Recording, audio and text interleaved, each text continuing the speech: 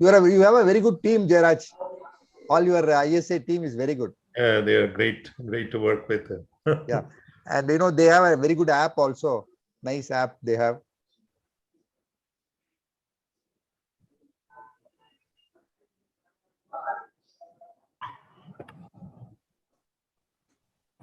Good evening, Dr. Muruganathan. I am your co-host, Dr. Vijaya. Oh, okay. Good evening, Vijaya. Good evening. For the moderator, Dr. Pradeep is there, and me and you. Okay. So I'm very happy. So many good stalwarts are there. So I'll be happy. Only thing I'll join at 8:40. I mean, when the Padma's talk is there, definitely I'll be there. Not as a moderator, but silent observer.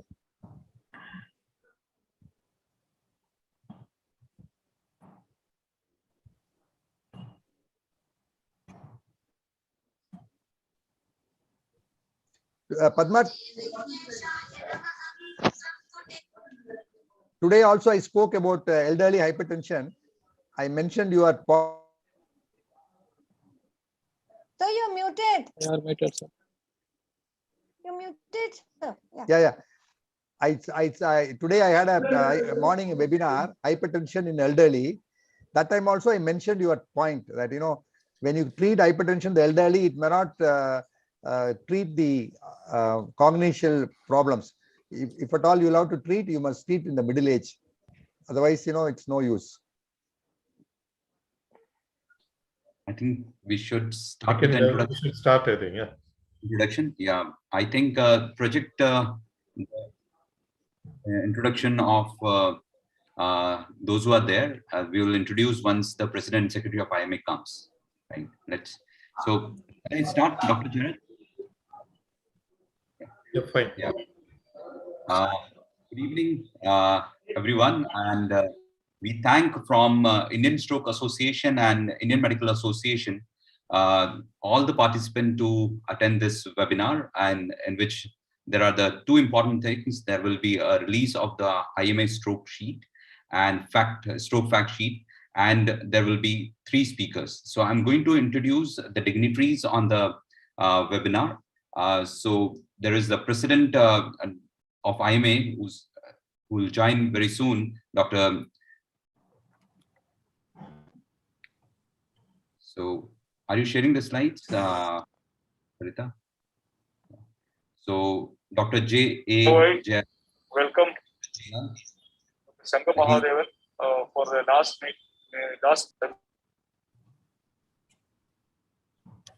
There is some, yeah. So so I will welcome on the dais Professor J.A. Jayalal, Professor of Surgery, KGMC. He's the National President for IMA. He is one of the National Head of IMA UNESCO Bioethics, Governing Council Member, National Board of Examination, Vice President, Commonwealth Medical Association UK, District Governor, Man International District 3, Member Board of Studies, Medical University, Consultant Laparoscopic Surgeon from the Tamil Nadu. So can I have the next dignitary, the Honorable Secretary General for Indian Medical Association, Dr. Jayesh Lele. He is an IMA Hospital Board of India from 2016 to 2021.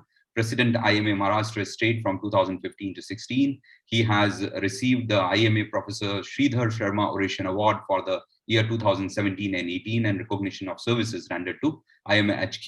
Held various posts in the IMA at branches, state and HQ level. It can be a cervical pap smear. It can be continuous examination. Maharashtra, like IMA National Individual Community Service Award. Delivered the Thane Oration on CA of MAPCON 2016 Aurangabad, Maharashtra Medical Council member, and accredited to many committees. So we welcome both the President and the Secretary of IMA. I think Dr. Arvind, they have joined. Dr. Jailal has joined. Dr. Jailal has joined. Can we have his introductory slide? We already. Good evening, Dr. Jailal. We welcome you as the President of IMA for this webinar. Jailal? And every branch will see to it that they perform this activity. So my best wishes to the Kerala State Branch, Women Doctors Wing, and the activity should go on continuously for years to come. Thank you very much. Thank you. All the best, Yashoda, Dr. Kavita, and all the team for going ahead. Thank you very much. Thank you very much, distinguished leaders of Indian Society of Neurology and our Hypertension Standing Committee and Indian Medical Association leaders, especially Dr. Muruganathan and my good friend, my classmate, and my very beloved brother, Dr. Jairaj, the Dean, and the very internationally renowned, the World Association of the Stroke, and other distinguished members of Indian Medical Association, and various dignified members of this association. I'm extremely happy today IMA is able to join with the Stroke Association and able to make an impact workshop or the webinar on identifying and early detection of the stroke, and probably putting some inputs on mitigating the incidence and mitigating the problems of the stroke and its consequences in our state. So many issues and many works of taken up by Indian Medical Association standing committees to make it in the forefront and building awareness of the people and echoing it the values and the inputs to the government so that appropriate administrative and strategic policy level decision can be taken by the government to make sure that we are able to do a palpable impact in the prevention of this stroke. Especially one area of the stroke which we are seeing in the society, which is not only having an impact on an individual level, but it is producing a very impact on the society. When a working pattern level person and a person who is a breadwinner of the society, of the house, is being struck by this stroke or the neurological impact, and the entire family and entire society is suffering.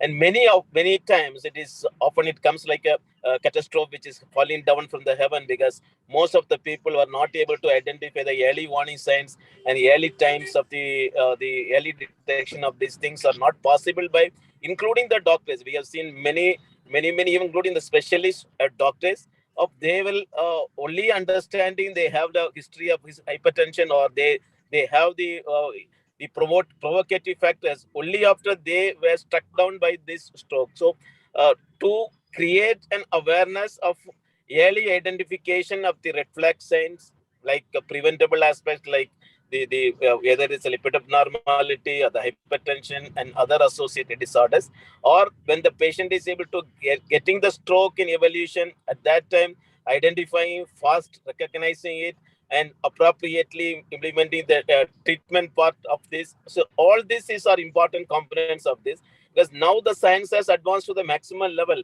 Even in a medical college, of the government medical college, if the patient is coming within the early hours of the stroke in evolution, and we are able to reverse it completely. So this is a hope we are having. So when we know a solution which is in our hand, that where we are able to reverse back the impact, and if it is not able to reach out to the people, so the falls comes on the doctor community. So when the science is not identified, when the medicine was not there, yes, we can tell the fate. But once we know that it is a preventable, or even if it is coming, that it is a treatable, and it is a area where we will be able to have a complete cure for the people when they are having a stuck down by this. And if we are not taking that to the mass, I think every doctor is responsible. Hello. Every physician, every surgeon is responsible. So with that mind, Indian Medical Association always feels any field, any specialty cannot be confined to only the specialists of that one, but preventive aspect and early detection of the signs and early treatment aspect also depends upon cutting across the specialists. Everybody has that responsibility. That is why the Standing Committee of Indian Medical Association is taking up this program across the country, across the state. I'm so happy that Hypertension Society Standing Committee headed by Dr. Muruganathan sir and World Organization of the Stroke Prevention, my good friend Jairaj, and Pradeep, who is going to come as an incoming president of the Kerala. So all of you are taking a great role. It is a great pleasure for me to know in every sector of the specialty sector, Indian Medical Association leaders are playing a major role.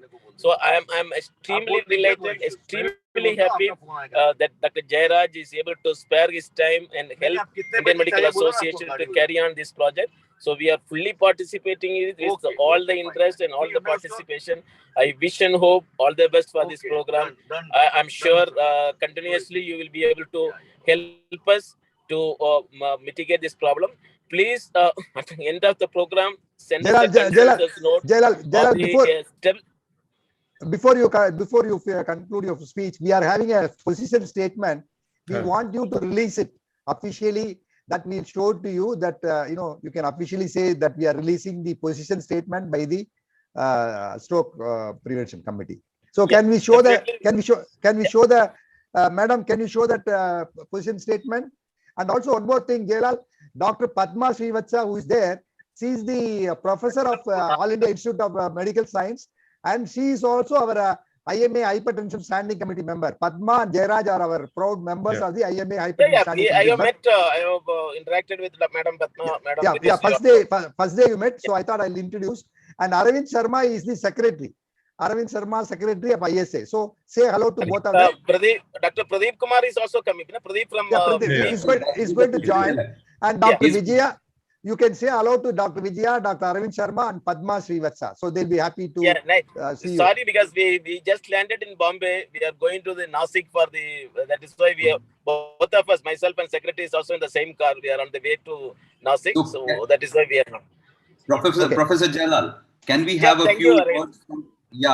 Good evening. I'm the Secretary of Indian Stroke Association. So before you leave, can we have some words from the Secretary of IMA? Yes. Yeah, please. IMA stroke fact sheet. Yes. I just say he will be now addressing. Just 1 minute. Just 1 minute. He is on the another call is there. And meantime, Dr. Muruganathan sir can show that the position statement. Come, Usha, can you show the ME support? Can you show the statement now? Yeah, this is the state stroke or brain attack, Jailal. This is the Indian Medical Association position statement. You wanted us to present, and Jailal and Jayesh Lele, this is the position statement. We made it in the committee, and then Padma Srivatsa and Jairaj Pandian took this statement, and we are just in front of you, we are presenting. So I officially declare it released. We will uphold it in our website, and we will also circulate to all our members, and we will make it as a consensus note of this meet, and we will use this for our MSN and JDN also to propagate, because we believe that MSN JDN Medical Students Network is one of the most important colleagues of our Indian Medical Association, where we need to put all this import, because they are the future people of care. Even we get stroke, they are going to save us. So I'm sure this document will be circulated to entire Medical Students Network also. So we assure our full support. Now I will request HST to address to you. Thank you, Jailal. Thank you very much.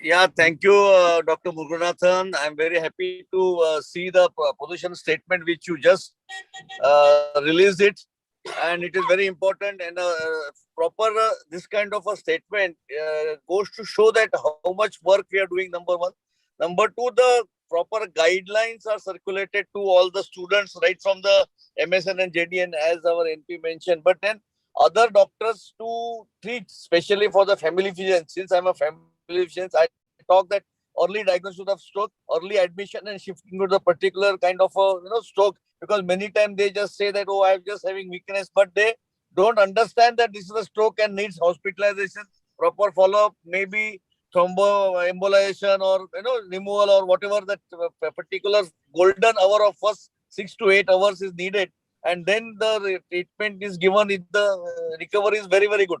So this kind of a position statement, treatment guidelines are very important. We are in the process of submitting to this guideline, similar guidelines in the other activities also. So really, I congratulate the entire team. Dr. Muruganathan is always there. Dr. Jairaj is always there, and we will release it in our website. The link will be given. It will be, I have already made a e-publication. So this will be put into the e-publications category. and everybody can have access. It's a free, it's an educational activity. So I congratulate the entire team. Please go ahead and continue with the program you have. We are traveling in the road, so it will be difficult for us to continuously. We just landed from Delhi because 2 days we had council meetings there, and now we are going to Nasik to see that Olympiad is going on. Nearly 1,000 doctors are participating there. So this is also we need to examine and promote them. Thank you very much. All the best to you. Thank you. Thank you. Dr. Thank Lele. you. Thank you. Thank Dr. you. Lele Thank you. and Thank Dr. you. Jalal, Thank you. Thank you, very Jalal. much. Thank you very much. Thank you. Thank you. Thank you, Thank you, Jayamal. sir. Yes. As moving forward with the introduction, can I have the next slide, please?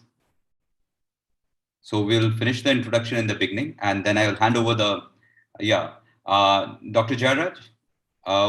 No need of introduction. He's our president for Indian Stroke Association, and he's the principal and professor of neurology and vice president of World Stroke Organization, president of Indian Stroke Association, and he is principal and professor at Christian Medical College, Ludhiana, Punjab, India. Recipient of Global Service Award 2020 by World Stroke Organization, Congress co-chair for WSC 2016 Hyderabad, which was a wonderful conference. Past chair World Stroke Campaign Working Group, a member of WSO Policy and Research Committee, served 2 terms as a board of director in WSO, editorial board member of International Journal of Stroke, editor-in-chief for Journal of Stroke Medicine, Journal of Health and Research, published widely on stroke thrombolysis. Stroke is his passion, specifically in the epidemiology part, national PI for the Instruct Network, and special interest in stroke care service, stroke trial, stroke of care, and a wonderful human being. So can we have a few words from our president?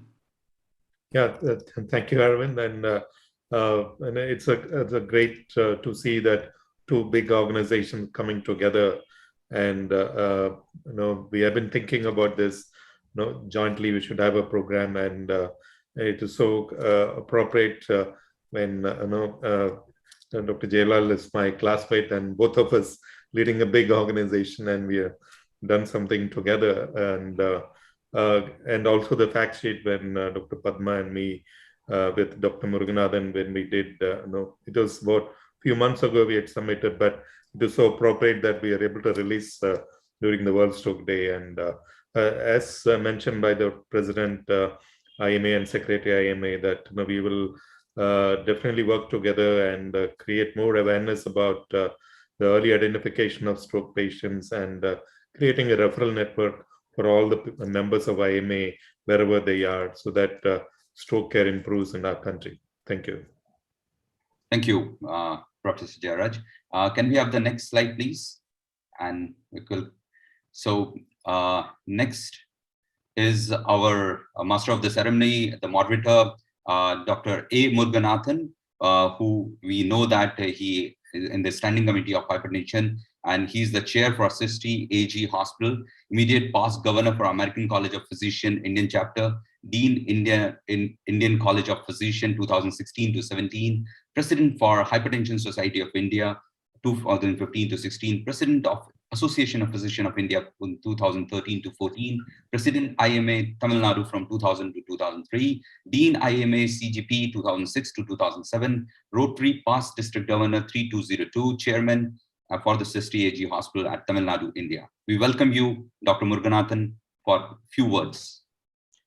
Thank you very much. In fact, myself and Dr. Jairaj Pandian were working since 2 years on stroke. See, now I've become a stroke specialist. Thanks to Jairaj and Padma, we conducted more than 30 webinars on stroke from last 2019 to 2021. A series of webinars we conducted, and we also released a lot of handbills from stroke. And I think from that day onwards, I was motivated, and I'm now motivating many people as IMA Hypertension Standing Committee chairman for all over India, people to start stroke clinic. So I'm very happy to share at least 7 to 8 stroke clinics will be started. As I told you, I will send you the names of the centers. So include them in your app, so that when the people come, they will know that these are the places there is center. I also take the opportunity to thank Jailal and Dr. Lele for giving us the opportunity to join hands with you and then conduct this program. Throughout the year, we'll do it. Thank you very much. Over to you, Arvind Sharma. Thank you. Thank you. Thank you very much for those words, those kind words. Thank you very much. So I will hand over you the platform very soon after introducing. Next slide, please. So next, it's my pleasure to get supported in this forum and our activities for Busy Memorial Hospital at Kozhikode. 15 years of experience in consultant neurology, 15 publications, State Secretary for Kerala Association of Neurologists from 2010 to 13, Governing Council member for APSC 2015 to 2021, Secretary Indian Stroke Association, 2 terms, 2015 to 2021, lot of work done. President-elect Indian Stroke Association 2021 to 22, Vice President Cochin Medical Association 2017 continuing, Director Pariyanam Medical College Kannur, Kerala, President Indian Medical Association Kerala State, as Dr. Jalal, Professor Jalal also mentioned, 2017, Convener IMA National Medical Education Committee 2018 to 20. Dr. Pradeep, quick word. Good evening. Good evening. Thank you, Dr. Arvind, for that kind introduction. Respected President of Indian Medical Association, President of Indian Stroke Association, and the dignitaries present in this seminar. I am very happy that the first time in the history of IMA as well as ISA, because I am working in both organizations, such a joint seminar has been organized, and this is a very good initiative. We should take it at the grassroots level, the branch level of IMA. Local neurology community should take it to participate, and the awareness campaign should be strengthened. We have to empower the people. Then only we will be able to succeed in getting these patients getting adequate treatment at the appropriate time.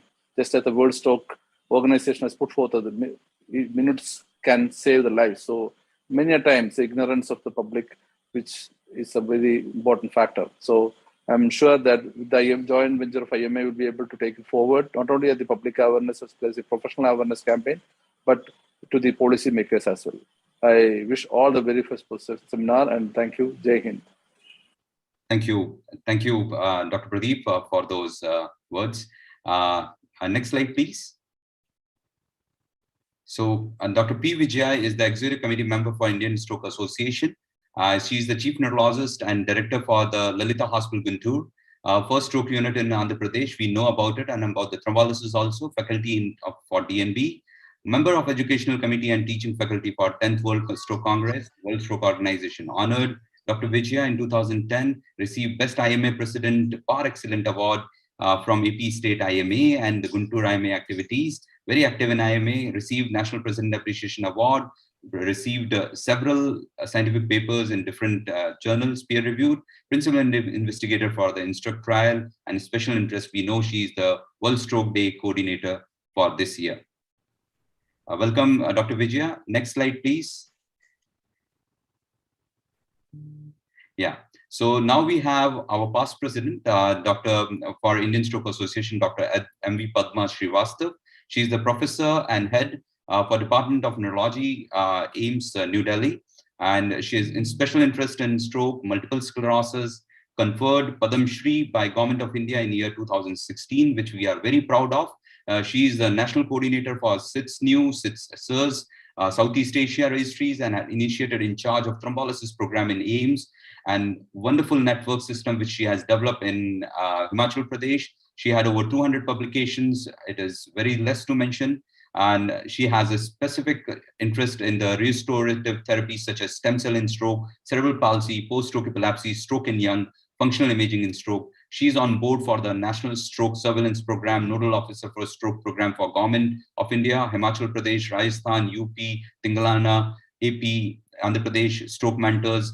Gujarat has to be added there. Now, National Stroke Preventive Programs is the past president of the Indian Stroke Association. I welcome you, Professor M.V. Padma Srivastav. You are a speaker, so you can have few words. Dr. Vijaya, because of the time constraint, I am not asked you. You are a moderator. Yeah. Dr. Padma. You want me to speak? Yeah, a few words. Well, I just want to put on record one thing, is that I think the Indian Stroke Association this time, under Jairaj, under you and the executive members, they've really raised the benchmark so high. I've never ever seen so much of passion and enthusiasm. You've got several firsts under your belt. It's amazing. In fact, I'm actually putting this on record that I've never seen ISA so active and so phenomenally progressive. And you, God bless you all. Really, I'm so happy. I have to say this. And the second is, of course, I'm bewildered by what Professor Muruganathan does. He is never tiring. I mean, at the end of it all, I heave a sigh of relief and I go to bed. I don't think he ever goes to bed. He has something else after this, and he goes on. Sir, I don't know. To match your energy, I don't know what you eat and what you're made of. Seriously. So I think beyond science, beyond everything, it is the humanness of the whole thing. What you are, I think you're beyond. It is being that leader and mentor that you all show. And I've seen Dr. Jailal more on the television. I mean, during the COVID pandemic, sir, I've seen you almost every day. So you become a household name. So I think you are all, it's so easy to be a boss, but to be a leader, to be the mentor and be that is what I'm saying in the present leadership. Thank you, all of you. I learn a lot from you all. Thank you and bless you. We have learned so much from you, Padma. Today is the World Appreciation Day. So you are the best person to give, appreciation for everyone. You are a motivating person. Thank you, Padma. Okay, over to Sharma. Thank you for those blessed words. Thank you very much. That means a lot for all of us. And because of the past work we have reached here, thank you very much. Next slide, please. And then we are handing the dais to, so we have, next slide, please. So I'm the Secretary for Indian Stroke Association. Okay. And I will introduce you. Our Secretary, Arvind Sharma, is the Head and Department of Neurology, Senior Consultant Neurologist, Stroke Specialist, and Neurosonologist at Zydus Hospital, Ahmedabad. He is the DM Neurology, PG Chandigarh, Clinical Fellowship in Stroke University of Alberta, Canada, ASN Certified Neurosonologist, USA, Senior Consultant Stroke Specialist, Neurosonologist, Zydus Hospital, and he is good navigator of the brain as well as navigator of the ISA. So all ultrasonologists do the cranial Doppler and cranial navigation. So you are also navigator of the association also. That's correct, no, Jayaraj? Would you agree? Yeah, absolutely. Thank you. Agree. Thank you very much for that kind introduction, Dr. Muruganathan. And I think we welcome our EC member, Dr. Salil Uppal. And now I give my to our esteemed moderators to start the program, to Professor Muruganathan, Dr. P. Vijaya, and Dr. V.G. Pradeep. Please. Thank you, Arvind Sharma. And this is a very, very interesting program because most of the IMA members are there. As a practitioners, they should learn these fundamentals of stroke. And Dr. Jairaj Pandian is going to talk about the burden of stroke care in India and how to start stroke care unit. The other day he was showing a very good presentation where in Himachal Pradesh and Assam, in a remote village, he has motivated people to start stroke unit.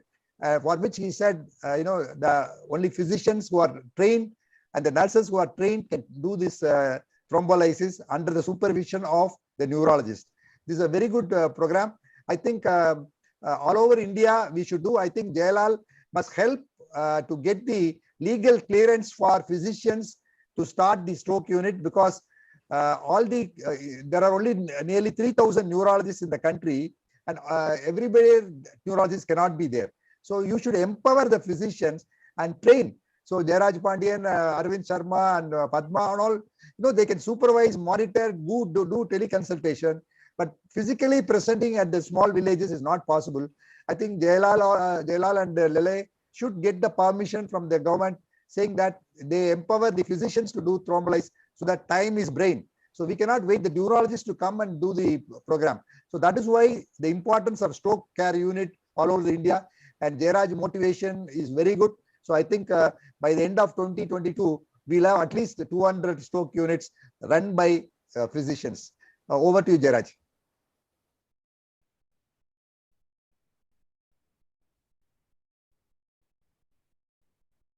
Thank you, Dr. Muruganathan, for that, the vision that you have given to us, and we should definitely work towards that. So, so this slide, this is a typical problem that we face regarding stroke patients.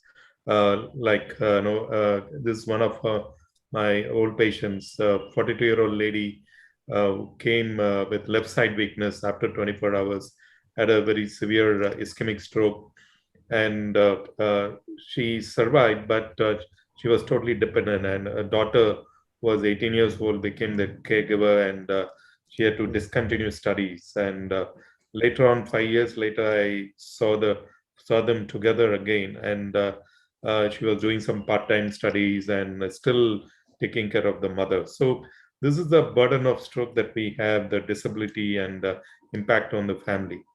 So what is the burden of stroke in terms of prevalence and incidence? We have good data from different parts of our country, from all the regions, and the incidence is about 119 to 152 per 1 lakh, and case fatality rate, the number of people who die after 28 days of strokes, ranges from 22 to 42%, and the highest is in Kolkata. And this is our own data from Ludhiana. Its age-adjusted incidence rate is 130 per 1 lakh. This is from the urban population. And there are two important points here. People who are older, more than 6 years of age, and people who use government hospitals for treatment had poor prognosis. And this is important public health matter, and also as a policy for the government. And subsequently, we are able to start stroke programs in district government hospitals. If you look at India region-wise, the red and brown, the very high prevalence areas. The red one is the northeast here in Assam, particularly, and we have this orange in the east coast of India, and Kerala is in red, Goa is in red, and Punjab and Himachal are in brown. So these are the areas with high prevalence of stroke, and there are regional variations in our country. And the latest one is from our Ludhiana rural area. Using ASHAs, we are able to identify stroke patients in the villages, and they were able to refer the patients to us. The incidence is more than what we saw in the urban area. It's 218 per 1 lakh. And important things which are related to stroke in terms of access of stroke care services by the rural folks. And if you look at here, in half of the patients, they reach within 4.5 hours. So that means ASHAs were able to identify patients in the hyperacute phase. And but if you look at the first point of contact, more than 50% are going to unqualified practitioners in the villages. And how many of them used 108 ambulance? Only about close to 2%. Rest all of them, even though the 108 ambulance was available, but most of them came by their own conveyance. So this is a situation of stroke in our country. Burden is high. The stroke care services are available largely in urban areas, and there is poor access of stroke care services for patients coming from rural India. So stroke unit care, this is one of the main interventions where there is a huge population impact. If you look at the left side, these are the evidence-based intervention for stroke. And if you look at each individual intervention, stroke unit care has the highest impact in terms of extra independent survivors when they are managed in stroke unit. And why this is important, if you look at the plight of all the LMICs, patients who get treatment in LMICs have severe stroke, and a lot of them have intracerebral hemorrhage. They have poor access to services. As a result, there is poor outcome.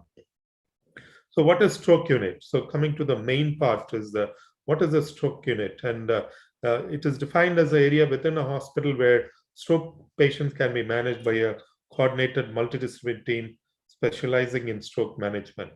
So stroke patients, if they are managed in stroke unit, they have improved outcomes. Why?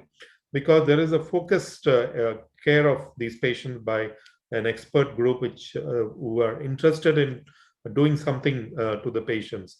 And it's a team approach. and they focus on factors that worsen the outcome, like prevention of pneumonia, prevention of deep vein thrombosis, early initiation of aspirin, and early mobilization, etc. And there is a Cochrane evidence that patients who are managed in stroke unit, they tend to be alive, living at home and independent even at 1 year of follow-up. And the best results are stroke units where you develop as a dedicated ward. So how to organize a stroke unit? Well, the steps. So you need to have a defined area, and you can start with minimum 6 beds, depending upon the volume of patients that you have, and 1 or 2 monitors are sufficient, maybe 1 or 2 infusion pumps, particularly when you need to give antihypertensive injectable medications. So you need to have a team, nurses, doctors, rehabilitation team, and at least a physiotherapist you need to have in the team. Emergency department is very crucial. The radiology department and emergency department, you need to do a lot of training, and you need to have mock drills, and you can develop a code stroke. As soon as the patient is reached the emergency department, you can activate a code stroke where the entire team is notified that a patient has come. So the radiology, the CT scanner is ready, and even if there is another patient, they can remove the patient and then take the stroke patient. So it is very, very important that we need to have a good emergency department and a radiology department. And the rest of the things are protocol based, like how to manage blood pressure, fever, hyperglycemia, swallowing assessment, and early mobilization, nursing care. These are all protocol based, which can be implemented at any levels of care, at either district hospital or even at primary care. And involve the family members, and you can combine the rounds. You can have the nurse in the ward round, you can have a physiotherapist in the ward round, and the doctors, and they can together discuss the patient's problem, and you can have a proper discharge plan for these patients. So we will run the stroke unit, whoever is the leader, and depending upon whether it's a neurologist or physician. So whoever's a champion there should drive the stroke unit. And models of stroke units, one is a physician-based model in Tejpur that we developed in one of our affiliated hospitals. Before the implementation, we collected the baseline data for about a year with follow-up for 1 month. And then we identified an area within the hospital where we could keep dedicated 6 beds, and they had an in-house CT scanner, and the patients were managed here. So before we implemented the stroke unit care, we had training for the doctors, nurses. It went on for about a month, and also for the physiotherapists and occupational therapists regarding protocols. And then they implemented the stroke program.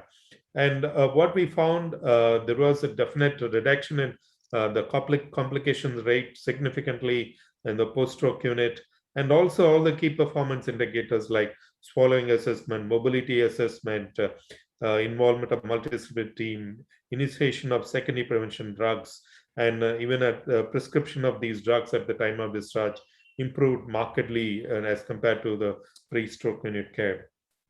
And the length of hospital stay also reduced, but this the study was not designed to see outcome because of this restricted sample size. But however, we are able to show that key performance indicators for good outcome had improved with this intervention.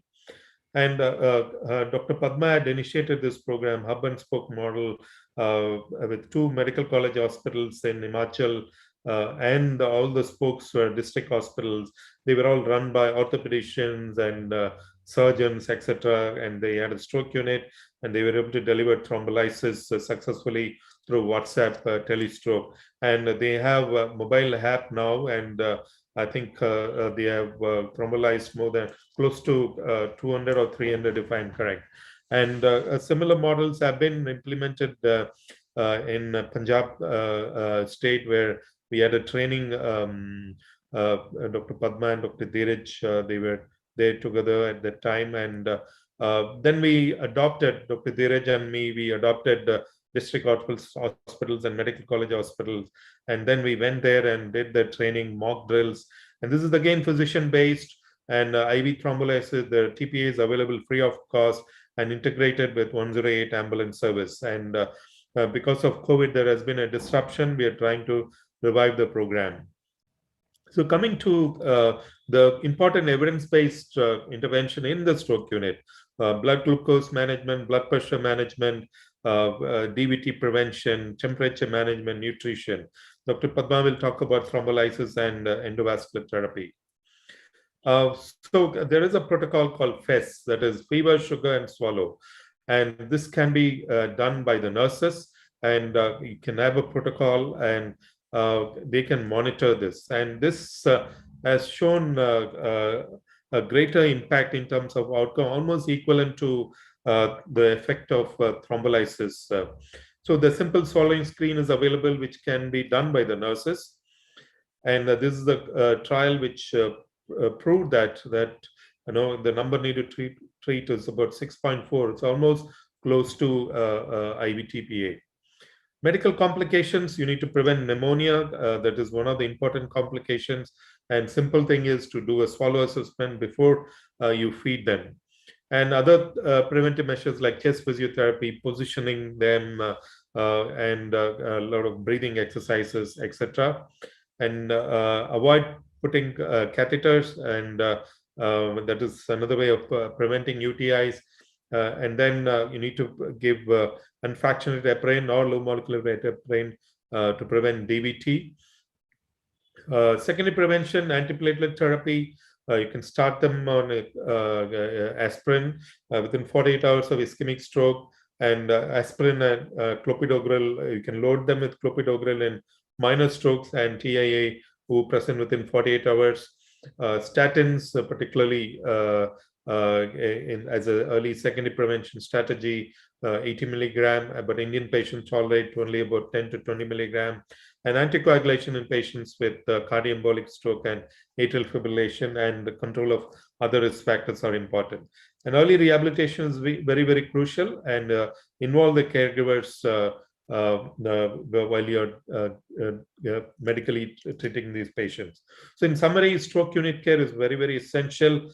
And in the stroke unit care, all the other hyperacute treatments happen, and early identification of factors are very crucial. And if you intervene early, and you can improve the outcome. Simple nurse-driven protocols are available by which stroke patients' outcomes will improve, and the different stroke unit care models are available in our country. The physician-based model can be widely implemented across the country. Thank you. I think next I would request Dr. Vijaya to introduce the next speaker and then take it forward. Dr. Vijaya, please introduce our secretary, Dr. Arvind Sharma, on the topic. Yeah. Can I have the first slide of the Dr. Arvind Sharma? Thank you, Dr. Mugunathan, President Dr. Jairaj, and Secretary Dr. Arvind and Padma. Today is a very important topics that we have seen. The second is the other side of the stroke. Prevention of stroke is equally important, especially as this is a World Stroke Day. And I request our Secretary of ISA to give his talk. Thank you. Thank you. Thank you very much, Dr. Vijay, for the introduction. So I'll move further. That how to prevent stroke was the talk given, and very nicely the burden was presented by our President, Dr. Jairaj, and very rightly said about the teamwork, which is very important. And this time theme is "A minute can save lives" from this World Stroke Day. So we all know we directly will go for the how to prevent the stroke, will go more towards the risk factors. We know that 85% stroke are ischemic, and in India, the hemorrhagic stroke are more, 15 to 20% strokes are hemorrhagic. So this is how they look on the stroke. If you see, they are wedge-shaped infarct, embolic are more cortical, hypoxic are in the different territories. And this is the cerebrospinal hemorrhage because of the high blood pressure. We'll talk about a bit of it as a modifiable risk factor, and the basal ganglion bleed, again because of the hypertension, and subarachnoid hemorrhage because of the aneurysm. Statistics already been discussed, but India, every 22nd, one suffers from stroke, and one by 5 in lifetime. Big problem, small awareness. So this is the example of that, right? Is stroke perception. We all know that stroke occurs in brain, and this is how when the article comes today, it shows heart. So the awareness still is needed for, even in today's newspaper, it is still the web designer, they feel that it is happening to the heart. So most of them are preventable, they are recoverable. The lifetime therapy as rehabilitation was talked about, and how they are preventable primarily, we'll talk about them. But we should know the symptoms like sudden onset trouble walking, dizziness, loss of balance, sudden severe headache, sudden numbness and weakness of the face and arm and leg, sudden confusion, which is sometimes very difficult to recognize, like trouble speaking and understanding and thinking of some other disease, and sudden trouble seeing in the one or both eyes. So this is what the recognize the stroke and be fast is. That is balance, eyes, face, arm, speech, and time. And time is very important, which Dr. Padma will talk about it. So I will go straight forward to the risk of the risk of the stroke, that is the non-modifiable risk factors and the modifiable risk factors. We will discuss more in detail about the modifiable risk factors. Age, gender, family history, and race cannot be changed, but we should know that with the increase in the age, there are chances of increase in the stroke, but we can, with the modifiable factor, we can reduce this. Family history, we all know that if they are positive, they are very high. There are some examples of stroke like Cadicil in young population. And there are various factors in gender where the pregnancy, oral contraceptive use, and other therapies which are definitely harmful, and smoking goes in the modifiable risk factors. So we move further with the modifiable risk factor, and which is very important. So I divided into a doctor can modify and patient can modify. So patient can modify when patient come to you for the risk assessment, for the stroke risk assessment for a stroke. You have to see that about the smoking, alcohol in moderation, diet, drug abuse, and the physical inactivity. This is what patient has to do. But what doctor has to identify for modifying is first, which should be written 5 times, is hypertension. And I'm really happy that IMA Hypertension Standing Committee is with us in this. Hypertension, then diabetes, hyperlipidemia, atrial fibrillation, and transient ischemic attacks. I'll give an example, and at last we'll discuss about what can do for this young 55-year-old male for having hypertension, tobacco use, on hydrochlorothiazide, mother has stroke in 60s, blood pressure 130 to 80, BMI 27, total cholesterol 213, LDL 145, HDL 37, and EKG normal. So what are the primary stroke prevention you can do? So the answer, you need to aware about the stroke risk factors like modifiable and non-modifiable, and how risk factor quantify an actual stroke risk, use of the stroke risk assessment tool, and what intervention can be done to lower the risk. So these are the various factors which we already discussed, in that even we don't see the carotids for the patient who are for the population who are high risk, having the hypertension, diabetes. We only do the echocardiography for them, or other factors we see, but we need to go above chest to see the neck also, which is very important. And hormone replacement therapy is very important to know about. And in young, you should definitely know about the sickle cell disease, and you should prognosticate by the various methodologies to prevent stroke by giving them the transfusion and other aspects. So if you go to the less well-documented modifiable risk factors, metabolic syndromes, hyperhomocystinemia, drug abuse, hypercoagulability, migraine, and sleep disorder like sleep apnea disorder, which are the major contributing factors which need to be addressed.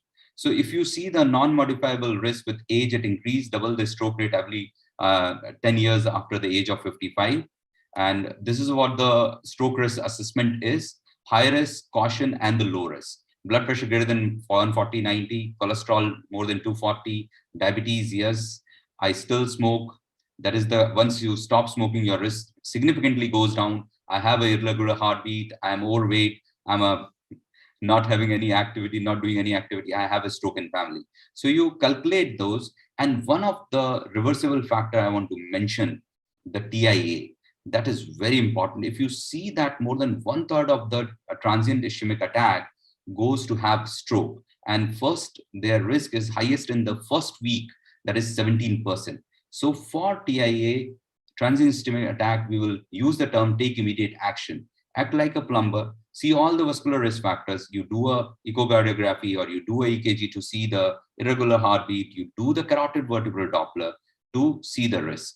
And even if you want to go for an MRI to see there are some episode to see the silent infarction and some damage to the brain, your prognostication change and your treatment methodology change for such patients. So acute stroke management, the BP monitoring is very important because we told 5 times hypertension, then we go to the other modifiable risk factors. So that is very important. They are receiving or not receiving the thrombolytic drug. That is all okay. This is a very important initiative we started by showing all the people in that a fireman's job is risky, but your high blood pressure could be riskier. A zoo performance risk his life, well, a smoker goes little further. These are very important. And if the patient is not thrombolized, we have slightly higher tolerance for them, and we lower the blood pressure slightly on the keep on the higher side. If it is we only defer antihypertensive if it is less than 220 and diastolic less than 120. And European has their different guidelines and different drugs are used. I'll talk about them. And if the blood eligible for TPA, it should be lower down 185, 110, 105. And the class of antihypertensive matter, we don't know. The physicians are the best judge. The first 24 hours, definitely you do a modest control of the blood pressure. After 24 hours, you lower the blood pressure according to the as you are treating him for any antihypertensive.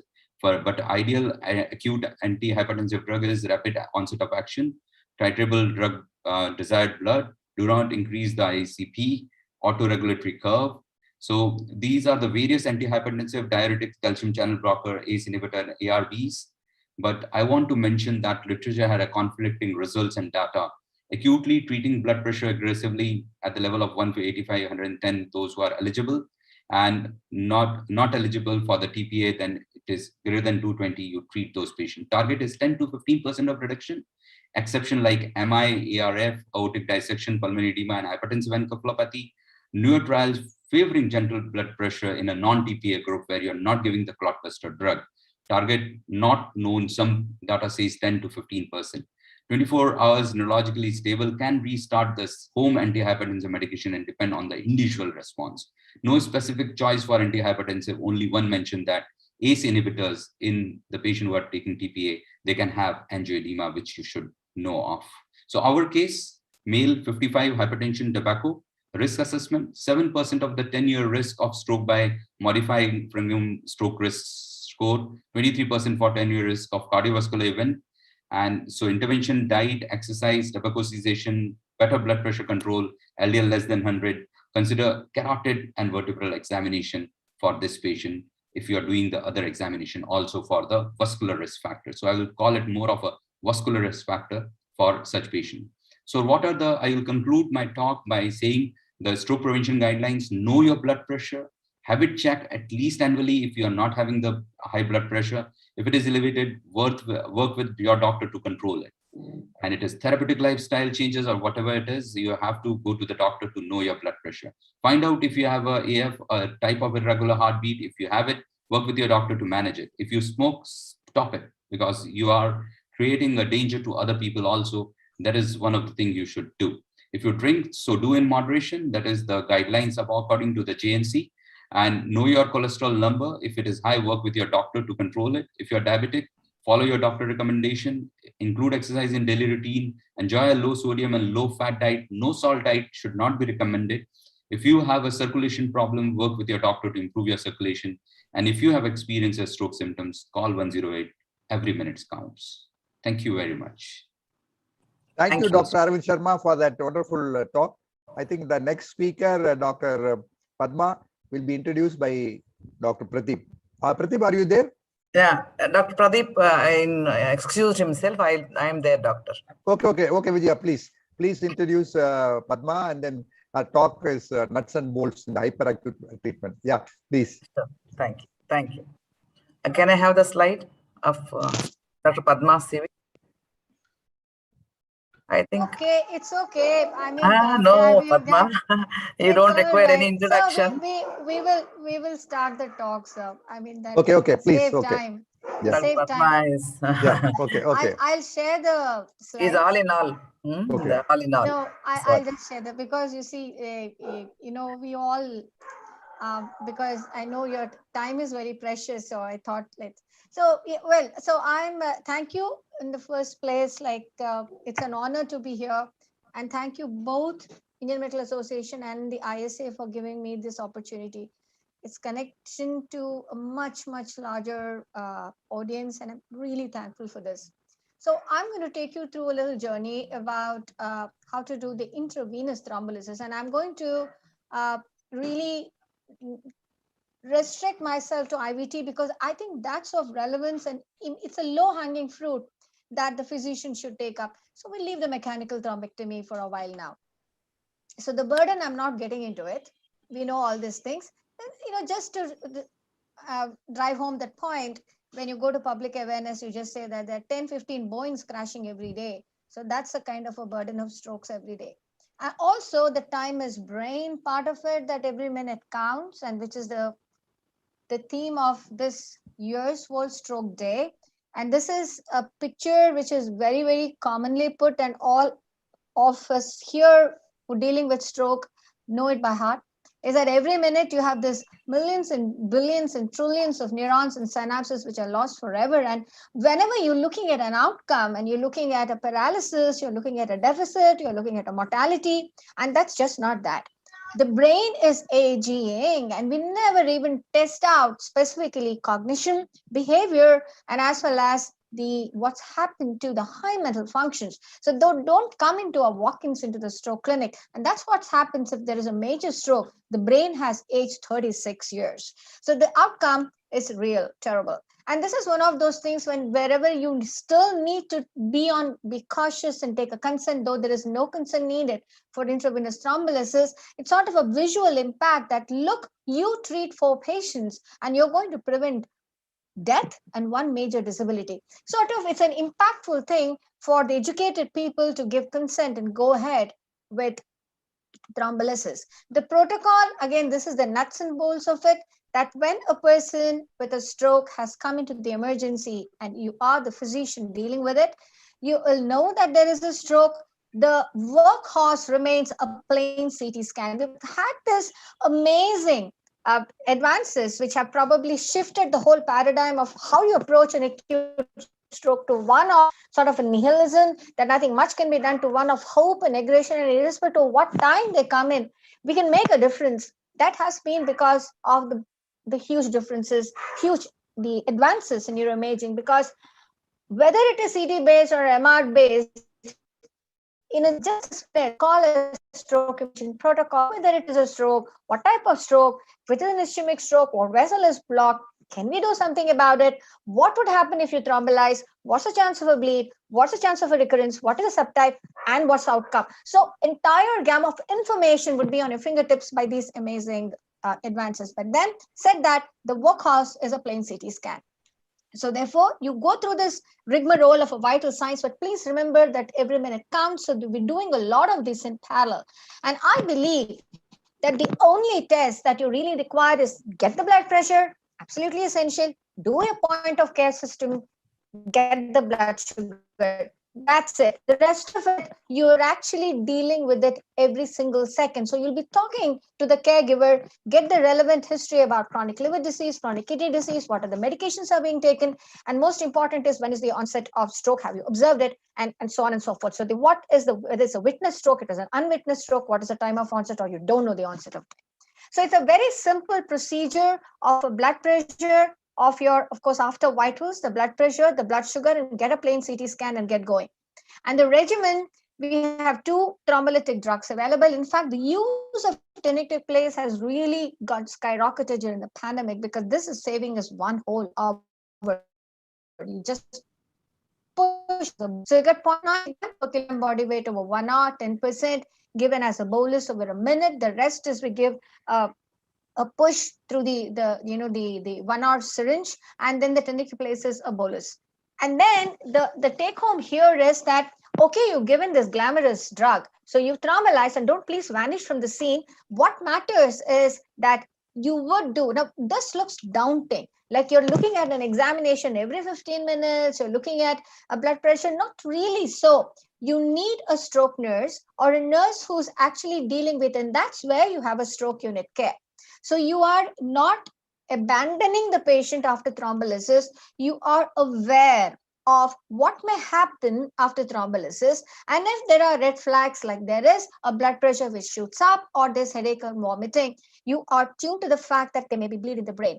Very rarely does it happen though, and if it is there, then the blood pressure shoots up. Then the most important drug you have, and I'm sure all of you have used it, is to give intravenous labetalol.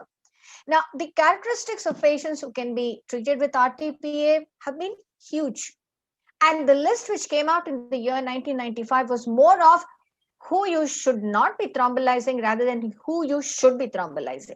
So every single thing which has been marked in red has been thought out of the box. And this is for the general physicians, just to say how simple it has become to deal with IV thrombolysis. So everything out here is no longer a contraindication. What is a definitive contraindication is when you do a CT scan, you shouldn't have a bleed in the brain. That's it. And the second thing is your blood pressure should not be high, as has been mentioned both by Professor Jairaj and Professor Arvind. Both of them said that the BP needs to be the one single important thing. I totally agree with Arvind. This is one factor, irrespective of whether what type of stroke, recurrence of stroke, stroke subtype, and stroke outcome. It is this one important risk factor which needs to be controlled. So there should be nothing actively bleeding, not on anticoagulation, in which case you need to get your INR. But control of blood pressure shouldn't be an actively hypoglycemic patient, and the CT should not show bleed. Simple. Then you're good to go.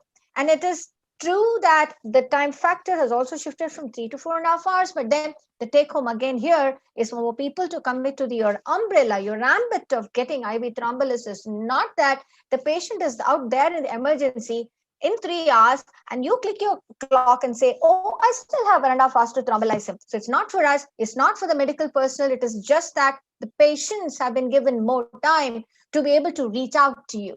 In fact, those 4 interventions which have got sort of a sea change in a stroke outcome, yes, I put right on top the stroke unit, and has been mentioned out here by Jairaj so very aptly. And that was an awesome lecture. Actually, this stroke unit is one which is probably the most non-glamorous. It feels, oh, don't I know about it? I know how to position my patient. I know how to take my blood pressure. What is there? I'll just give this instruction to the nurse and I'll walk away. Now, that's not the way it is. In fact, it is a coordinated effort in a geographically restricted area, because when they're strewn all over the place, you can't do that. And by personnel who are aware, preempt and prevent and treat the complications after a stroke. So the stroke unit care probably has made the biggest difference. Aspirin, because of 40,000 patients data that it had, but IV thrombolysis has been the game changer for health policy makers and implementers. Now, I'll give you a 30-second story here, especially for Professor Muruganathan. In April 2013, when we actually asked the Ministry of Health that, you need to tweak it and that we need to get this thrombolysis well into the ball game of the national program, wherein you need to have this on board at district hospital levels, you need to thrombolize, you need to get the thrombolytic drug into the emergency list and the essential list of medicines. The first question was, what is it that is being done now that you need to tweak? Everything is being done. So I said, thrombolysis. Then they said, okay, we have in our heart attack, we have a drug. When there is a clot, we can dissolve the clot. We can put in a wire and take it out. We have a primary angioplasty. Do you guys have anything like that? And this was 2013. And we have an approved thrombolytic drug in the world market in the year 1996. So that's where it is. So you see the awareness part of it. On one hand, we say awareness in the public. What happens to the awareness of medical personnel once the stroke patients come to us? So it took a long time. So this has been a game changer, not just for India, not just for other things. In fact, the entire, I think, low and middle income countries, when you say, yes, if they come within 4.5 hours, I have a medicine, if I give, I'm going to lyse that drug. I'm going to get the blood supply back in shape. This is the biggest plumbing action that a district hospital or a physician can do. This actually drives home the message. And hemicraniectomy, of course, is a powerful arm in major strokes to prevent death. And that carries a number need to treat of 2. So the recommended emergency response times may be that it is 60 minutes, but it is not 60 minutes. We need it even less time. But when you actually do a audit of performance measures and have that, we realize that there are systems where when you really get into question answer and take the audit of minutes, they go beyond 1 hour. And this could be one of those things, and Arvind was talking to me yesterday, that this is one of those parameters where we can keep up the sustainability of an accredited stroke-ready hospital. You need to factor in these kind of timelines and time metrics as an audit of performance measure. And if you really look at this, CT scan done and CT interpreted, is that a rocket science? Vijaya is laughing. If you have a CT scan there, we will know it in the next 30 seconds what it is. Why do you need 20 minutes? So in fact, there's a lot of it that you can save. So hence, we do have the expertise, but it's just that it has to percolate down. So do we need to have a team to manage? Yes, because there are tasks. And I would say that stroke is not treated by a single person. And that single person need not be a neurologist. That has always been our take. In fact, when you know there was this by Professor V.K. Paul, who was telling yesterday about how super specialists should barter the responsibility. We've always been clamoring for that. We always say that no, we need physicians into the umbrella. You can't have 3,000 neurologists taking care of 1.3 billion population with a stroke happening every 20 seconds. That's a no-brainer. So we are for it. We just need them to come forward. We will go 10 steps forward. You people come at least 1 step towards us. So yes, the team is there, but the team is just not a doctor. It also has a nurse. It has someone, a personnel again who can be, and you can tweak all of this. I don't need a big lab technician. I don't need an accredited lab everywhere in my district hospital, but I need to have some basic infrastructure, which is actually a BP machine, a blood sugar machine, definitely a CT scan, and some personnel who's dedicated to do that. So the stroke units turn chaos into order. I'm not getting into it. And to, the code stroke. Now let me get into this code stroke business. The word code spells some kind of an emergency because we have, the code blue. So in fact, when we initiated this program in 2002 was the program which I initiated in All University of Medical Sciences, and that was the first public sector hospital to get this program in, and we called it Code Red. Just wanted to change the color. And then the moment the code word came in, it went like, even for the COVID thing, Arvind and Vijaya, don't we have the protected code. So the word code actually conveys that emergency thing. So wherever you get in your stroke unit set up, get the code word in. The optimal stroke team, well, you need all these guys, but getting a neurosurgeon and a neuroradiologist is not going to be easy. Forget about neurologists also. So an emergency physician and a nurse, and again, as I said, a CT scan, a dedicated personnel, which actually may be a ward boy, someone to actually help out with the patient, that's enough for you to manage the first few hours, which are important because every minute counts. And amongst the things that you need is essentially not even an MRI. No, I'm not getting into that. Just a plain CT is enough. The CT would remain the workhorse in those places where I have to give the basic intravenous thrombolysis. The lab and blood test, welcome, but an ECG machine is portable. So also blood pressure and a point of care system, which is a blood sugar. That's it, okay? And the checklist, of course, were all these things. And let me get into the algorithm. And I think this is one of those things that in the best case centers has been published in the year 2014, but we don't have a nurse assessing. We have the physician assessing. And so although these are the guidelines which are international, we don't have to really get into it. Yes, in tertiary big care centers, we do have the stroke nurses that's there with, CMC Ludhiana has, PGI has. We're trying to get in, and, whenever there is you have to get a system of cadre of nurses in public sectors.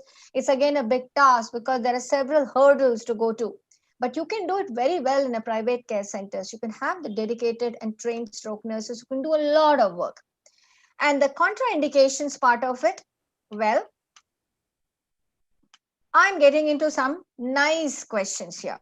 Hyperglycemia. All right. So whenever there is a high glucose, can't you not thrombolyze? You can thrombolyze. Initially, in fact, more than 400 milligrams was a contraindication. Now it isn't. But stroke mimics are more often hypo. I'm not saying actively go and thrombolyze a hypoglycemic person, because when you test out, you can know it. And that takes just probably now, in fact, there are machines that are less than 1 minute, but at the most, it takes you just 1 minute to know it. So the consensus is that you can go ahead and thrombolyze them. All right. Then we have the stroke mimics. This is a whole lot who look like a stroke mimic. And for this, for the physicians out there, let me tell you two very brief stories. And these are real life incidents. So we've had a patient who rheumatic heart disease, had, atrial fibrillation, had a cardioembolic stroke, recovered. So she was on anticoagulants, and she also had post-stroke epilepsy, was on antiepileptics. Then one day she fought with her husband, and she stopped both anticoagulants and the antiepileptics. A couple of days later, in the middle of the night, the husband heard strange noises, switched on the light, and found that she was convulsing. And after convulsion, then she recovered, and then whatever power she had, she lost on one side. So it could be Toll's palsy. It could also be a new stroke, because both she stopped. So she was brought around, and that time it was within 3 hours. She was brought at 2 hours and 30 minutes to the emergency. So her sugar was okay. She has a rheumatic heart disease, BP was fine, and she still had the deficit. We got a plain CT scan done. There was this old stroke there. What are the problems? One, I have 30 minutes to decide. It could still be Todd's palsy, so I can twiddle my thumbs and keep quiet and hope it recovers. Generally it does, but it may take few hours. Second, it could be recurrence. So I send out my PT-INR. I don't have a point of care system. It will take time for it to come back, but I'm sure it will be low because she had stopped drug. The best would have been if I got an MR done. But in that time, in my institute, MR is not being run 24 hours. And this was bang at 2:30 in the morning. So do I wait till 5 o'clock, 6 o'clock, and then do an MR? So what did I do? I went and thrombolyzed. So, and then by morning, she recovered. She was happy. The power came back. She was again walking with a limp, and the husband and wife patched up. They decided, they promised to each other that they will never stop drugs, etc., etc., etc. And then we went and got an MR done. And the MR didn't show any fresh stroke. It was a Todd's palsy. So, ladies and gentlemen, you'll continue to get these, mimics in practice. Now, if I have to rewrite the whole story, and I'm again given those kind of circumstances where I have to thrombolyze, I will still thrombolyze. Because in the best of care centers, maybe if you can get an MR done. In that, you have 95% chance of picking up an ischemic event. But not all practice settings have that possible. So don't actively go and thrombolyze stroke mimics. But if it's taking time to prove that it is a mimic, don't wait, go and thrombolyze. Because most often than not, the stroke mimics that you encounter would be hypoglycemia and a Todd's palsy. All the others, brain tumor, etc., etc., etc., and all those things that are, no-brainers, you do a CT scan, you'll be able to pick up. So, in fact, now although, later on we had some studies, Pooja, my friend from Cincinnati, she published that there is data that's saying that you may not really thrombolyze, but then the guidelines now remain the same, that if it is taking more time to prove it is a mimic, don't wait and thrombolyze. Okay, now the interesting part of it, and I'll run through this because this would be of interest even to Arvind and Vijaya. The thrombolysis in difficult situations, okay? And this is what we actually encounter in clinical practice. The first, unknown time of onset, right? So there are a lot of times that people don't know. They wake up with strokes, or there's an unwitnessed stroke, or they know when the stroke has happened, but the poor guy is aphasic. He can't tell you, and there is no caregiver around who has determined when the stroke has happened. So what do we do with them? In that situation, time is brain. And now we know that we have, at least in those centers where you can actually prove that there is a dying brain which is not dead. That's the take-home message. So there is a various way. There are a lot of mismatches. If you got nothing on board, just take a plain CT and clinical mismatch. Okay, that's the simplest. Like clinically, the person seems to have a very major stroke. CT looks absolutely clean. That's a clinical CT mismatch. But you can take a CT perfusion mismatch, you can CT angio mismatch, and in MR, obviously, you have a flare and diffusion mismatch, perfusion mismatch. There are a lot of mismatches. But what is relevant to you is that you can have these images. There are, in fact, software like rapid software which can actually pick up a lot of stuff. But in general clinical practice, if there is a mismatch between what kind of power loss you have and the CT is looking clean, that means there's something protecting the brain, or it is a mimic. So, and when there is, of course, the useful mismatch definitions are there. This is more for my DM students, not for physicians, but there is ways to determine these mismatches. And if it is so, you can go beyond 4.5 hours. Do we have a level 1 evidence here? No, but there's been a lot of literature, in fact, for both thrombolytic drugs. In fact, for tenectic place, they've gone up to even 24 hours, that if there is a mismatch, you can do IV thrombolysis. So that's hugely encouraging. Okay, so that is what, in fact, this is actually from Patrick Michael, who's great. He's from Switzerland. That is the core and clinical mismatches. Even a developed nation actually does this, between aspects. Now, I don't want to get into aspects, but this is a way radiologically assessing the severity of stroke. Okay. Now, the next one is minor or very severe strokes. I don't think we should get into this. Stroke is a stroke is a stroke is a stroke. Okay. Minor, major, doesn't matter. In fact, in a minor stroke, always it's been that they can recover on their own. But I always feel that even when before we had a vessel imaging, we looked at a large vessel or a small vessel strokes. When a person comes, say with a facial deviation, there is a loss of dexterity of right hand. Your NIHS score is 1. So there are a lot of, gray zones out here. Why should I live with that? Just because I've come early and I have a minor stroke. So therefore, minor strokes we also treat. In fact, there have been issues where a minor stroke becomes a major stroke when the clock strikes 4.5 hours and you've lost the bus. The third is that whenever there is a large artery, these are warning, and cardioembolic, it could be warning. So a stroke is a stroke is a stroke. Don't differentiate. Then we have the uncertain stroke and all, and that's what it is. A stroke severity and thrombolysis as well. Always you have thrombolysis is better, clearly. And that's again, it's no rocket science to understand that. Okay. And NIHS scoring is also, pretty much they leave out aphasia, they leave out field defects, they leave out even neglect, which are major clinical deficits, and the NIHS is nothing there. So there are a lot of caveats, and hence, you don't bother about it. So just remember, stroke is a stroke. Forget it is a minor or major. We've dealt with stroke mimics. And so I'm going to skip these slides because even in extremely high-end hospitals, they have treated. Now, you know what a stroke chameleon is? Now, stroke mimic is something which is not a stroke and looks like a stroke. Stroke chameleon is something which is a stroke and doesn't look like a stroke. So stroke chameleons are the pain syndromes. The one thing whenever they say is, why is it that it doesn't come as an emergency? Why doesn't it hit on the face that a heart attack is picked up and the stroke is not? Because there is no pain in most of the strokes. It's subarachnoid bleed, a big hypertensive bleed that you have pain. But otherwise, a common garden sudden hemiparesis may not have a pain. And especially minor events, when there is no pain, it doesn't give that warning bell. So the chameleons are the ones which actually present as pain. maybe they may think that it is actually a heart attack, but it actually is a stroke. So there are some chameleons which are actually clinical syndromes which don't look like a stroke, but there are stroke. Okay. And well, I'm going to skip this too.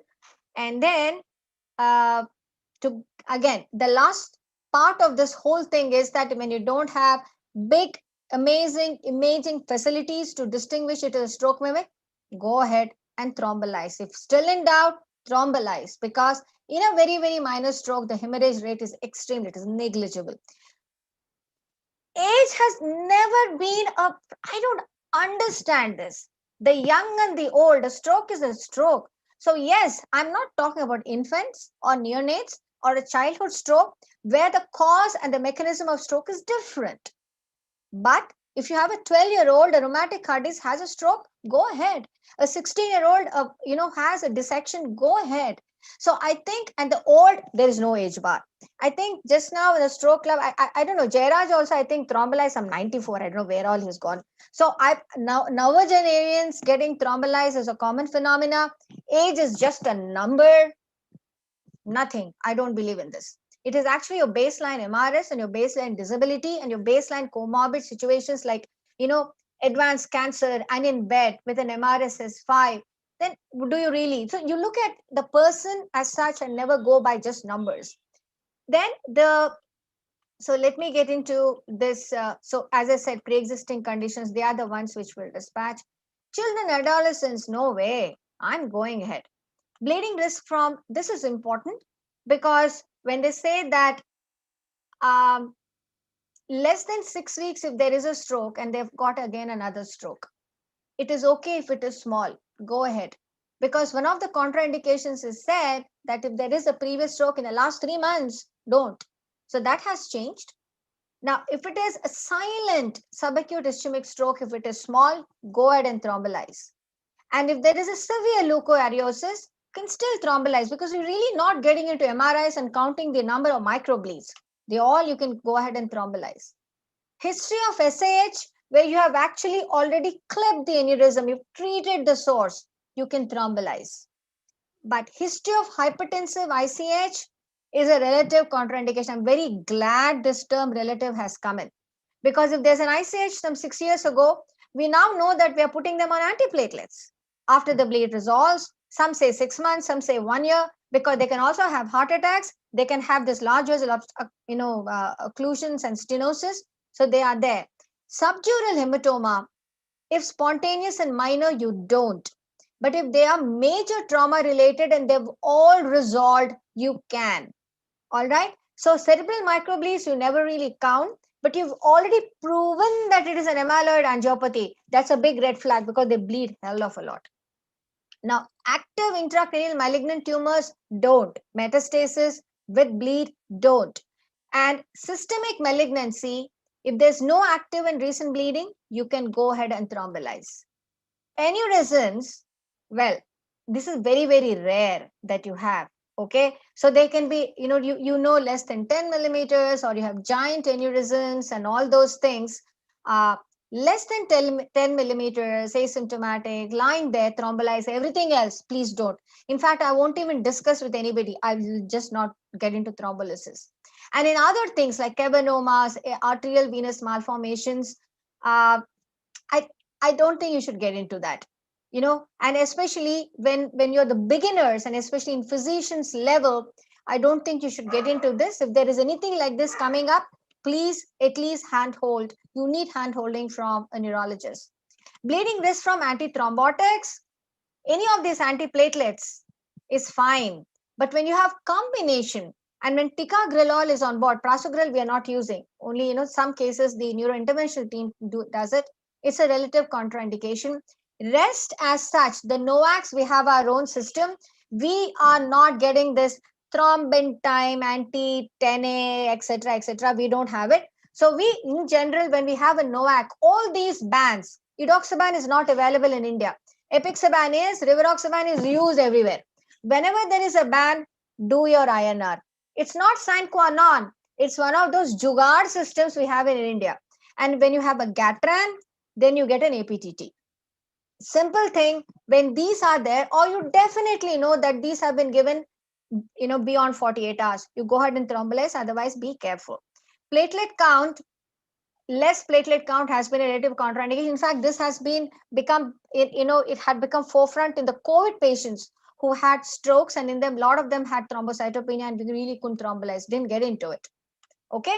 And systemic diseases and interventions, not really. But of course, any of these aspects, the one thing which actually comes frequently is the ophthal, like cataract being done. Say a month ago, cataract surgery has been done. Go ahead and thrombolyze, because these are the common things which may come to you. And in surgeries and all those things, unless it's a major surgery or a site where you can't compress the bleeding if it happens, otherwise you can. And endocarditis, you can't thrombolyze, but everything other situations, vasculitis, myocardial infarction, acute, subacute, chronic, it's fine. Earlier, they were all contraindications. So the bleeding risk from other things, menstruation, no contraindication. Pregnancy, inform. In fact, there was, I think, even in the West, Arvind, if you remember, there was this, the lady who was delivered, I think Ichapuria had done that, twin pregnancies, third trimester, all of them were thrombolyzed. In fact, we've saved two lives, and with twin pregnancy, 3 lives. So, and it's very, very, very, satisfying to do that. They all do well. They're not a contraindication at all. Okay, dissections are a different ballgame by itself, but the definite contraindication in all these situations is when the blood pressure is high. So you have to lower it. So that's essentially the thrombolysis thing that I wanted to give it to you all. One, it's very simple. You should know it is a stroke. It's not a bleed. Have a plain CT, get your blood pressure, get the blood sugar, rest, you're good to go. Number 2, in clinical practice, you'll have all the situations which present to you. And these guidelines will actually help you to make a decision to thrombolyze or not. But when in doubt, you please ask. And that's where the telestroke groups are there. There are at least 6 of them. Jairaj is very active in all of them, so you can catch hold of him. And in this, in the WhatsApp group, you can put that. I'm talking to the physicians, put it in that, the chat group in this stroke, we have across India, I think, Jairaj, how many groups do we have? At least from the West, we have 3 active. And so in any of these groups, you can put your question and we'll be very happy to help you to get on board. And once you have confidence in thrombolyzing at least a few, and I understand sir was saying that now you have the stroke unit set up. And I think even Dr. Shailja was telling me that there is a big network of stroke units and stroke ready hospitals being set up. Then all of you should be there on board. So that's what it is. Thank you. Thanks, Padma. Nice lecture and very encouraging for even the physicians. As we all know, physicians do manage AMIs very confidently. In fact, physician is almost sine qua non to cardiologist. I think it's easily doable to to train them in managing at least simple strokes and simple thrombolysis without much controversy. With this, I think we will open the forum for question and answers. Dr. Jairaj? Shall we? Yeah, there are some questions in the chat box. Yes. There is one. Yeah, Dr. Vijaya, please. The first question is, does severe anemia cause ischemic stroke, and post-stroke mortality does it influence? Dr. Jairaj? I think you did a study on this nutritional factors in stroke and where the serum albumin was found to be correlated. So, Can you go ahead? I think some of the earlier studies in India, the case control studies, anemia was one of the risk factors.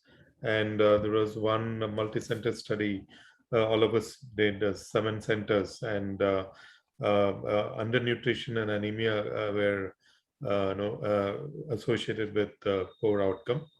I think whether they develop ischemic stroke or not, it depends upon what is the cause of anemia. And suppose it is part of a hypercoagulable state, then definitely they have a higher risk of stroke.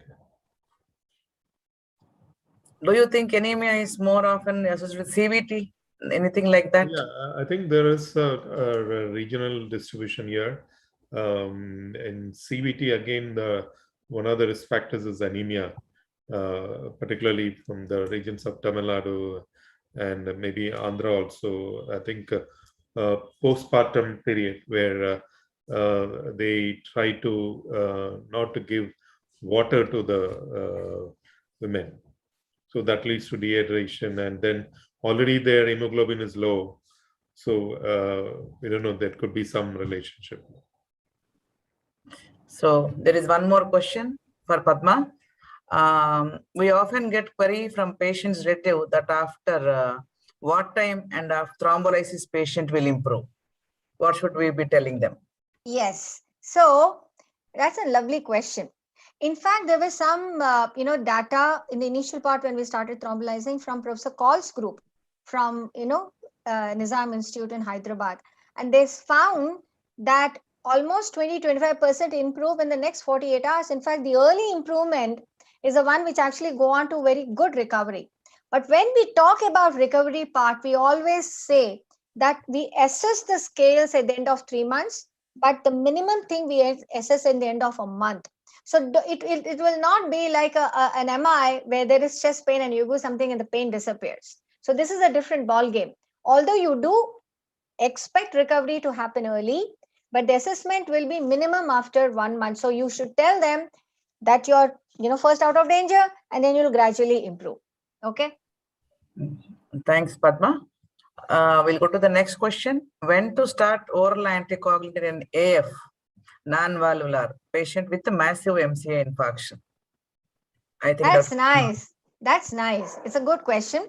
I'm not saying that we have a level 1 and a grade A recommendation, but this is something which we have borrowed from the European Heart Association, European Heart Rhythm Society and the cardiological societies. So that's a 1-3-6-12 principle, give and take about 4 to 5 days. All right. So if you have an AF you detected and you have a scoring system, CHA2DS2 score, and then you can start. Very minimal, event immediately you start.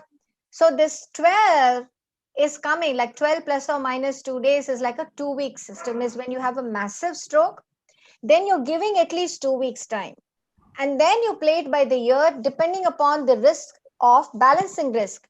What is the risk if I don't give anticoagulation versus the risk if I do give anticoagulation? There is a bleed. Initially, there is a risk of a bleed. So in a massive infarct, you have to wait 2 weeks. In fact, you can give another week and even wait for 3 weeks. But it's a tightrope walk. But you have to give at least 2 weeks. I think the now ongoing ELAN trial is also looking at it, and we'll have some more answers in the future. One more question. What is the incidence of acute stroke in dengue cases? Because they must have heard about COVID and stroke. Now they are asking about dengue and stroke, present epidemic. Yeah, I can answer. We have published some papers on dengue and stroke. It is not very common. It can occur. More often it's brain hemorrhage. But in the same patient, you can have ischemic as well as hemorrhage, small hemorrhages and infarct. So again, people say immune activation, etc. But usually if it happens, it's a very big hemorrhage with associated with low platelets. True. In fact, dengue encephalitis, we think more often than a focal deficits kind of a thing. Yeah. Yes. Thank you. In the pandemic situation, COVID infection is the chance of more occurrence of cerebral stroke. If so, what is the remedy? Well, this COVID and stroke is a hot area. But, like just today, even in our public awareness lecture, the press also was asking only about COVID and stroke. So the thing is that initially we thought that, yes, we were seeing a lot of strokes, but then we have so much of data internationally now published. The latest, the reviews, and the Adnan Qureshi's group has published a lot of articles, and also from the emergencies, medical systems from New York, where on the whole, it is just around 0.4%. and 0.02%. So it's not big. But then we have seen the COVID patients presenting with stroke, while during admission developing stroke, and after COVID developing strokes, because there is this, the thrombogenicity, there is inflammation, there is cytokine, there is endotheliitis, there is involvement of heart. So, and also a host of metabolic issues. But what we've seen is that when there's underlying comorbid conditions, like all the vascular risk factors, the propensity to develop stroke is there. But we've seen large artery strokes in young people. So a lot of hypothesis, but a lot of literature. But overall, if you look at the spectrum of neurological problems, then stroke is not in your face. It is still a low percentage. And what about Padma for in a young hypertension? How often you get stroke for in a young hypertensive patient? The young hypertensions would be like as bad. It will depend upon the severity, because when it is very severe, then they'll end up with bleed hypertension. If it is an accelerated and especially a spiked hypertension, say for example in FIO, if you have other causes of secondary hypertension, they cause bleeds. And it is again in a young hypertensive, just determined versus a young hypertensive who has been over 10 years or from 20 and then 30 years is still young. And the duration also will then cause the same amount of atherosclerosis. So Jairaj may add on to it, but I think it depends on the severity as well as the duration in that young person. It is almost akin to what would happen. Plus the fact that in a young person, he may not have other comorbid, like for example, the classic, if it is not a hypertension like an essential thing, it is cocaine or a drug abuse and an accelerated and a spiked hypertension. Those kinds would cause sudden, and they're more often bleeds and they're acute. And so they're easily manageable if those factors are reduced as against a chronic hypertension over a period of time in the elderly, where several other factors have come in and it becomes an irreversible factor for the atherosclerotic process to reverse. That's my take. Jairaj can add on to that. Yeah, I think it's the same. Whatever you mentioned, it not only hypertension, but also the other risk factors. And the BP variability is another factor. If there is a lot of BP variability, 24-hour BP variability, and particularly if there is no nocturnal dipping, those guys are at a very high risk. And there's a term called reverse dippers, and so those patients are at high risk, not only for overt strokes, but also silent strokes. Okay, thank you. Thank you. I'll agree with that labile hypertension thing. You should do ambulatory, 24 hours ambulatory blood pressure monitoring. Yeah. Okay, one more question, Dr. Padma. If somebody, some physician, unknowingly, unintentionally, without proper diagnosis, even a thrombolysis, it happens to be a chameleon, what we should do? What precautions he should do once he did it that way? How do we salvage the issue? Right, sir. So the biggest, stroke chameleon is still a stroke, but what would be concerned is a stroke mimic. So, and the commonest stroke mimics, as I said before, is one is hypoglycemia, there is a seizure, post-seizure.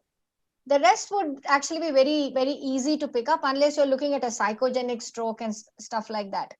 So the biggest bugbear there is that you may be causing bleed in the brain.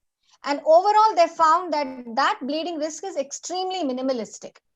So, in fact, the guideline currently, there is a legal sanction to thrombolyze these stroke mimics if it is taking more time to prove it is a mimic.